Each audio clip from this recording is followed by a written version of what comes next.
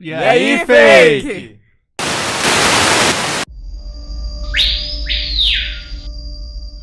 Fala aí, galera, tá começando mais um Falcon Esportes para nós e vocês, espectadores, que nós possamos ter um bom início de semana. Hoje o programa tá incrível, resultados aí Série D, Série A, futsal feminino, Champions League, a final de Liverpool e Tottenham. E conto hoje mais uma vez com a presença da minha parceira Ig e Matheus. Fala, galera, olha, a semana promete, tá cheia de jogos, tem amistoso da seleção e tem o início da Copa do Mundo feminina, hein? Além da preparação da seleção masculina de futebol para a Copa América, vamos falar um pouco mais sobre a seleção feminina nessa Copa do Mundo. Então, vamos começar falando de futsal. Ontem tivemos a final do primeiro Grand Prix de futsal feminino. O Brasil goleou por incríveis 11-0 a seleção argentina em Santa Catarina, com grande atuação da jogadora Amandinha, mais uma vez se destacando e premiando aí, sendo a melhor jogadora considerada aí do mundo no futsal feminino. A seleção brasileira faturou o título de forma invicta e com 100% de aproveitamento. Na primeira fase, o Brasil venceu o Paraguai por 7-1, a Argentina por 3-0 e ganhou do Chile por 10-0. Lembrando que o Brasil é hexacampeão mundial no futsal feminino. Ganhou as edições de 2010, 2011, 2012, 2013, 2014 e 2015. Parabéns aí para as nossas meninas e que elas continuem trazendo títulos, né, do nosso futsal feminino aí. Bom, agora vamos com o nosso Brasileirão Futebol agora, falando dos nossos dois representantes locais, Manaus e Fast. Ig, tome as rédeas aí e fale pra gente o que de melhor aconteceu nesse final de semana. Bom, gente, no sábado teve início a 5ª rodada da Série D. O Fast goleou aí o São Raimundo de Rondônia por 5-0. São Raimundo de Roraima, desculpe. Por 5-0 lá na Colina. Mas ainda não se classificou para a próxima fase da competição, porque ele está em segundo no grupo A1 e o primeiro é o São Raimundo de Roraima, que está com 9 pontos conquistados, que é o líder do campeonato. O Fast só depende de si para avançar na próxima rodada, tá? Ele vai jogar no sábado, ele só precisa ganhar para continuar na competição. O Manaus, que já está classificado, e ontem empatou em 2-2 com o Galvez, fazendo gol no último minuto do jogo. O Galvião do Norte continua na liderança com 11 pontos e segue invicto no Brasileirão Série D. E agora vamos falar sobre o Brasileirão da Série A. Tivemos a 7ª rodada do Brasileirão, que começou neste sábado com a vitória do Flamengo sobre o Fortaleza por 2-0, com direito a uma comemoração um pouco atrasada do Gabigol. Ele conseguiu se igualar ao seu companheiro de time, o Bruno Henrique, em números de gols. O segundo gol, ele teve que esperar um pouco o VAR, acho que quase 1 minuto para comemorar, sabe? E nem parecia que estava atrasado. Ele conseguiu manter a empolgação.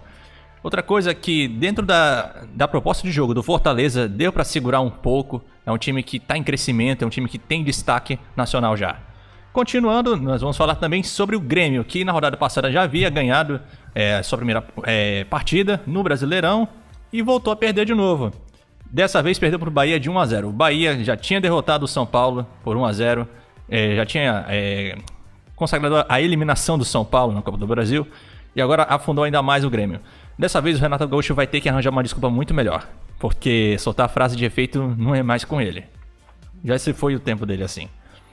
Continuando, nós vamos falar também sobre o Botafogo. O Botafogo que parece estar uma espécie de espiral, sabe, negativa, sempre tentando uma recuperação.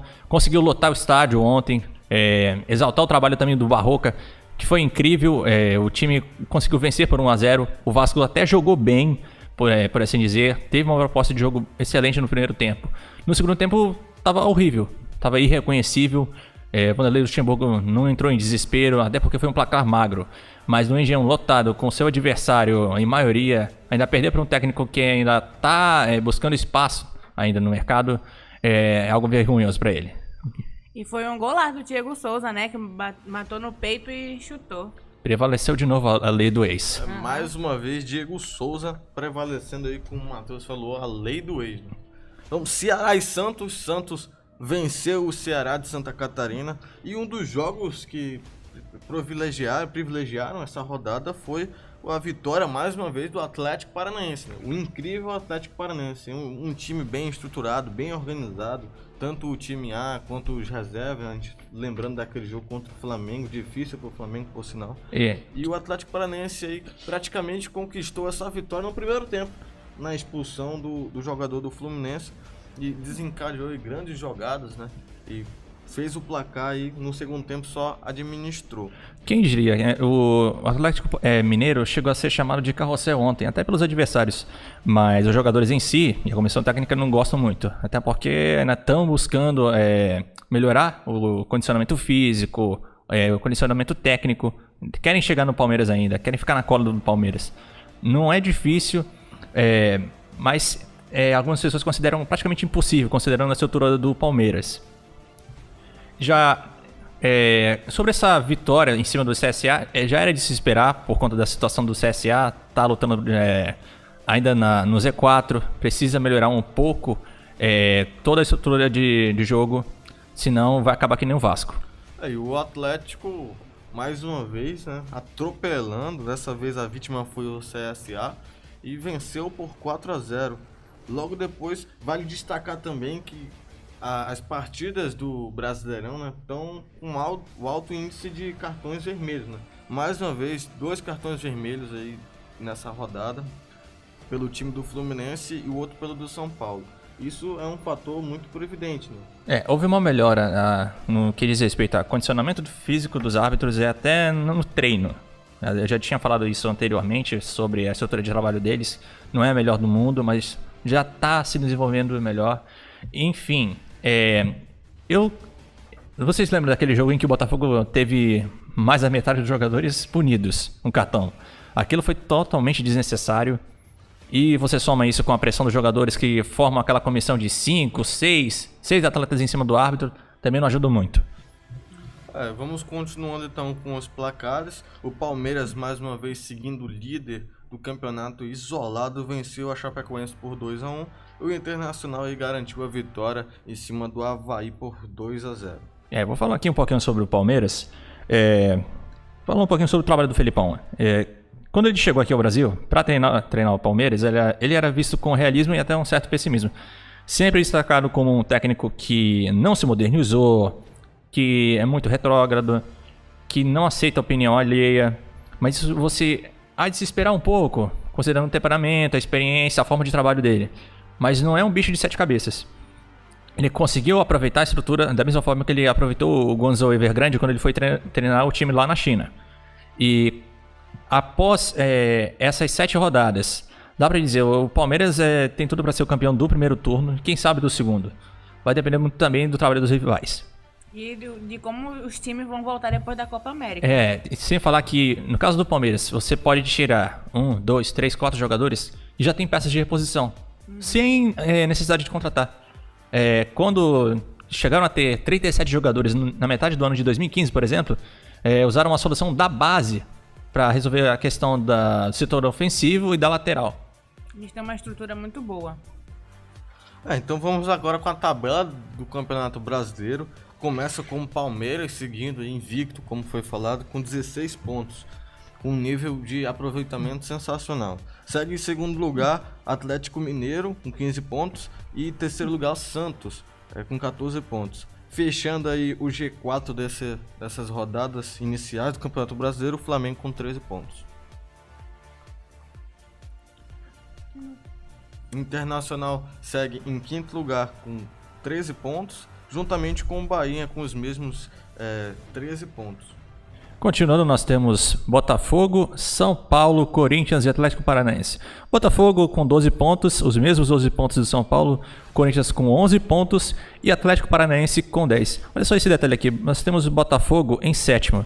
É muito diferente daquele início lá do Campeonato Brasileiro em que você tinha os 3 grandes do Rio no Z4.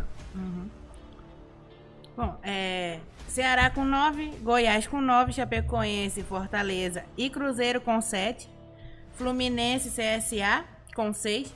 Aí entra na zona de rebaixamento Grêmio com 5, Avaí com 3 e Vasco também com 3. Seguindo lá na lanterna aí com os mesmos 3 pontos daqueles que a gente comentou até na edição do Falcon Esporte passada. E aí, colocando em pauta e analisando os pontos, Palmeiras com 16 pontos aí, botando diferença para cima do Vasco, são 13 pontos de diferença aí pro primeiro, pro lanterna do campeonato. Isso já é algo incrível aí pelo Vasco não conseguir desencadear a vitória. Basicamente são 5 rodadas atrás da liderança, sendo que você perde a oportunidade em 4 delas, aí na última você empata. E falando do Z4, né, em que o Vasco se encontra aí, para ele sair, precisamos de 2 rodadas, porque o primeiro fora da zona de rebaixamento é o Fluminense e já tem 6 pontos. Então mesmo o Vasco ganhando e uma possível derrota do Fluminense, o Vasco não sai. E olha só a galera que tá na frente do Vasco, vamos lá. Começando pela Chapecoense, Fortaleza, Cruzeiro, Fluminense e CSA. Esses 3 já vão dar trabalho porque estão em busca de recuperação. Então com um ponto aí acima, né? O Vasco ganhando ele vai a 6 e eles já estão com 7. Então mesmo o Vasco ganhando ele não consegue alcançar os números necessários para sair da zona de rebaixamento. Ainda tem o Grêmio. O Grêmio é o Grêmio. Pode estar em crise, mas ainda é um time grande. E o próximo adversário do Vasco vai ser o Internacional em São Januário, mas mesmo assim é um embate muito difícil. 10 pontos de diferença entre os dois. O Internacional que tá lutando aí para chegar no G4, né? Tem 13 pontos abaixo do Flamengo. E vai ser mais um jogo difícil pro Vasco, mas quando se fala em futebol, né? Tudo pode acontecer. Então vamos falar de um jogo incrível que aconteceu nesse dia 1º de junho, que foi a final da Champions League entre Liverpool e Tottenham. Foi palpitado aqui por nossos palpiteiros de plantão que o Liverpool ganharia, né? E aí eu que apostou no Tottenham. Não, eu coloquei o Liverpool 2-1. Quase. Eu apostei 2-0. 2-0. Ainda com gol do Firmino ainda. O Moroni falou que ia pros pênaltis. Eu falei realmente que ia pros pênaltis aí, não foi necessário pro Liverpool, conseguiu aí desencadear a vitória. E foi um jogo trancado, né? O Liverpool fez o primeiro gol e no segundo tempo o Tottenham foi em busca do resultado. Mas o Liverpool conseguiu usar. Abriu, né? Estaticamente dentro de campo, o Tottenham teve que apurar e buscar ir atrás do resultado e acabou abrindo o seu esquema de jogo. Sem contar que o Liverpool começou já aos 2 minutos fazendo gol de pênalti ainda com o Salah. O Salah que dessa vez não teve que lidar com um certo francês destruindo o ombro dele, né? E como você disse, o Tottenham conseguiu melhorar o jogo dele, ficar mais ofensivo, principalmente aos 28 minutos do segundo tempo, com uma tentativa de empate, sabe? Mas, acima de tudo, ainda tem que manter um sistema defensivo bom, porque o Liverpool não brinca. Liverpool e Tottenham são 2 representantes daquele futebol inglês que eu já tinha falado. Futebol, um jogo rápido, movimentação sem pausa. E sem contar que, mesmo com essa melhora no sistema tático do Tottenham, o Orod ainda teve a chance de fazer o segundo gol e conseguiu. O que representa também um bom trabalho do Jurgen Klopp, que ele já tinha sido vice-campeão em 2013 e no ano passado também. Já é uma tremenda redenção para ele. Sem contar que esse já é o 6º título do Liverpool. Considerando que a gente está acostumado a ver Inter de Milão, Real Madrid, Barcelona se revezando nos títulos, a gente nem espera dizer para um garoto que começou a torcer agora para um time europeu que o Liverpool é ex-campeão. Nem parece. Pra galera aí que gosta aí de uma coincidência, né? Liverpool campeão. Será que voltaremos a ter uma final de Mundial de 81? Flamengo e Liverpool no Mundial? Aí tem que combinar com o Palmeiras, Se né? Jesus conseguir controlar o time do Flamengo e apresentar uma boa proposta, aí até que rola, né? Mas vamos ver o que vai rolar na Libertadores. Então, vamos continuar com o mundo da bola, mas sair um pouco do futebol. Vamos aí tomar as rédeas do vôlei. Ig. Bom, vocês sabem que tá tendo a Liga das Nações feminino e masculino, né? A masculina, ela joga sexta, sábado e domingo, e a feminina joga terça, quarta e quinta. Bom, vamos nos resultados. As brasileiras jogam na terça-feira contra a Alemanha às 6h30. Na quarta, contra a Coreia do Sul. E fechando na quinta, um clássico, hein? Brasil e Estados Unidos, que é a atual líder da liga. O Brasil está na quinta colocação com 12 pontos. Já os nossos meninos vão descansar durante esses dias, já que jogaram pela Liga das Nações de Vôlei masculino no final de semana. Ganharam dos Estados Unidos na sexta e no sábado ganharam no tie-break a Austrália. E ontem venceram a Polônia por 3-1. Grande começo da competição para o Brasil, hein? Que voltam a jogar na sexta-feira, para jogar contra o Irã. Dá até uma folga pra eles, porque esse fim de semana jogaram pra caramba, né? Com diferença de 2 dias em cada jogo. Pois é, eles jogam 3 dias seguidos assim. Bom, acompanhe aí. As nossas meninas e os nossos meninos, quando eles jogam, o Sport TV 2 transmitem ao vivo, hein? Fiquem ligados. Bom, agora vamos com Copa do Brasil, saindo um pouco aí do Brasileirão que nesse final aí, antes de preparação para a Copa América, né, tá somente nos finais de semana. Nos meios de semana tem os jogos da Copa do Brasil e Sul-Americana. E nada mais, nada menos, teremos aí terça-feira um jogo que será o destaque aí do nosso quadro Palpita Gol, ademais, no final do programa, que é Flamengo e Corinthians, né? E na quarta já temos aí Fluminense e Cruzeiro. Lembrando que Internacional, Palmeiras, Bahia e Grêmio já estão classificados para as quartas de final da Copa do Brasil. Só esperando aí os seus respectivos adversários. Sobre o jogo Flamengo e Corinthians no Maracanã, eu podia esperar uma vitória magra do Corinthians, considerando que Itaquera é muito difícil você conseguir bater o Corinthians. Agora no Maracanã, eu aposto no empate, 1-1. Bom, agora os amistosos. Agora vamos falar dos amistosos. Da preparação da seleção brasileira para a Copa América. Começou no dia 14 deste mês e como preparação o Brasil fará 2 amistosos. Um nesta quarta-feira contra o Catar às 9h30 em Brasília e no domingo enfrenta a seleção de Honduras às 4 da tarde. Lembrando que nessa sexta terá início também a Copa de Futebol Feminino. Será realizada na França este ano. E depois da cerimônia de abertura, as zonas de casa abrem o Mundial jogando contra a Coreia do Sul às 4 da tarde no Parque dos Príncipes. O Brasil, que está no grupo C, só entra em campo no domingo de manhã, às 10h30 da manhã, para jogar contra a Jamaica. Vamos ficar de olho e torcendo para o nosso país.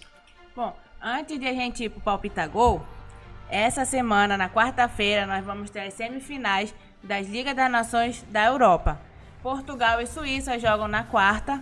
E na quinta tem Inglaterra e Holanda, tá? Não percam, fiquem ligados que é um jogão, um clássico europeu, hein? Bom, tá chegando no final do programa, mas antes tem o Palpita Gol. Então, vamos lá.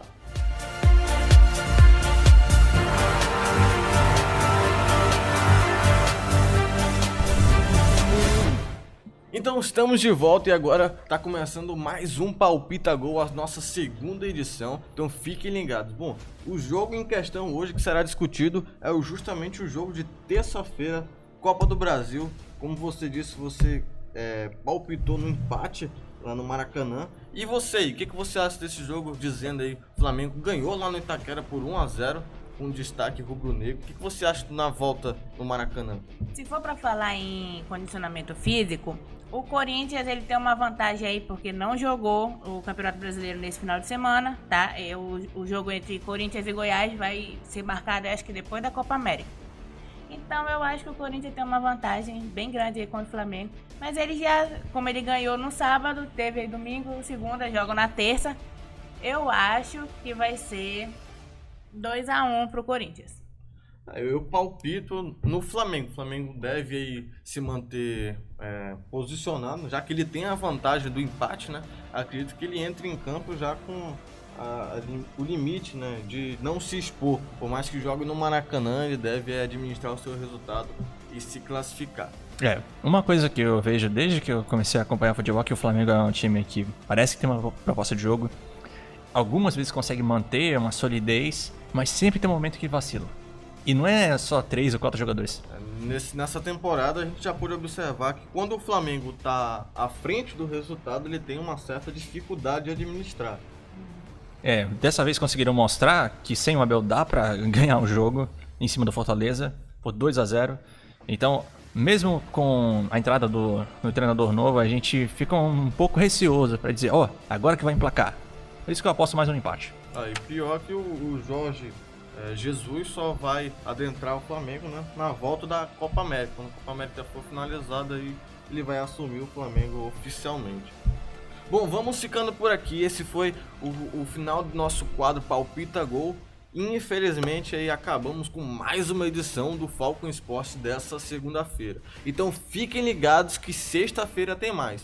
Ig, Matheus, obrigado mais uma vez pela participação de cada um. A gente agradece. Curta lá, gente. Comenta e compartilha o nosso canal. Fiquem de olho, hein? Voltamos na sexta. Fiquem de olho para mais novidades durante a semana no nosso perfil nas redes sociais. E até sexta, pessoal. Até mais.